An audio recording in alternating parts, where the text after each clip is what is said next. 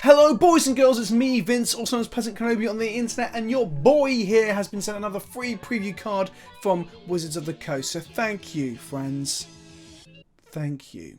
Now, I had previously been a little bit critical of the adapt mechanic. I'm right out and say it, and I know I'm not alone in saying this, but the Simic mechanic's a bit shit. Okay, so maybe I was more than a little bit critical, maybe I was very harsh, and I stand by my words. But then I did say the Gruul mechanic was pretty good.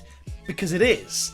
The Gruul mechanic is really good. That's some constructed playable lasagna right there. Sprinkled with some pushed Parmesan cheese and a nice aggressive bit of garlic bread on the side. Huh.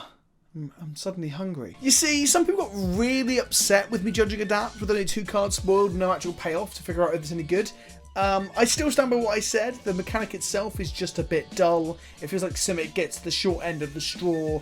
I mean, it's a really flavourful guild and they just get to put counters on themselves. I'm not saying it won't be good in Limited or in Standard, especially once we see the payoffs. I just think it's a bit dull. But we all knew some way of removing +1/+1 counters was going to be in the set. Something was coming, from a Bioshift reprint perhaps, to something else.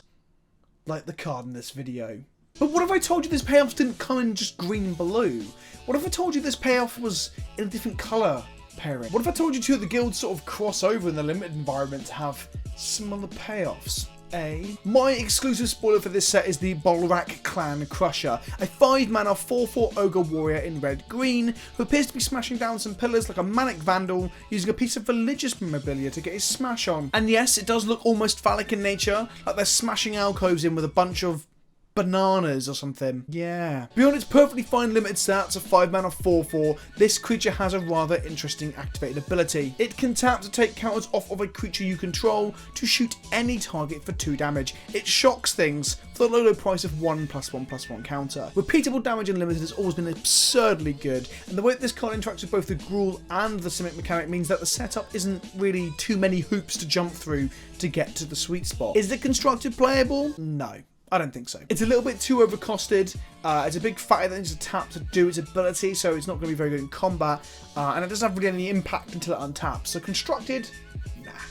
I don't think so. Now, something I did say in my mechanics video about the Simic and the Gruul mechanics was that I'm liking the fact that they cross over. Like green can, you know, as an archetype in the draft format, you might be able to go into 3 colour or splashing one of the 2 colours to get a bit more mileage out of your +1/+1 counters. However, what this card might do in the draft environment is dilute the archetypes of each guild, as multiple drafters on the table either look to play 3 colour or hoover up playables that they can splash for in other guilds. Now, I don't necessarily think that's a bug. That's more of a feature of an intricate and complicated draft format, and I quite like that. I'm pretty fucking hyped. The other cool thing about this card is that it shows that the Gruul archetype isn't all hasty, smashy with a bunch of a bunch of bananas. This card can incentivize you to play more defensively, dropping cards like Frenzied Arynx as a 4/4 blocker on 1 turn with Bolrac already in play, and then next turn untapping and being able to swing out hard and then fire off its counter during combat for some tricksy nonsense, or give yourself a bit more reach after blocks. A 4/4 body that has a tap ability in a deck or archetype that probably wants you to turn your boys and girls sideways during combat. How good that is yet to be seen. It might end up just being actually a splashable Simic card for their archetype instead. But I guess that's why I extend the question to you guys. What do you think? Do you think I'm insane and think this card is constructed playable? Do you think it's a splashable draft bomb? Or do you think it's just a nice build around me card that can be played with a splash in the Gruul or the Simic archetype? Or do you think it's unplayable garbage and I'm full of shit? Don't forget to leave me a comment below to let me know. Make sure if you like the video that you click the like button as well, and subscribe for more Magic the Gathering news and humour coming out of the sweary mouth of this beardy boy. I've been Vince, also known as PleasantKenobi on the internet, and I'll see you all very, very soon.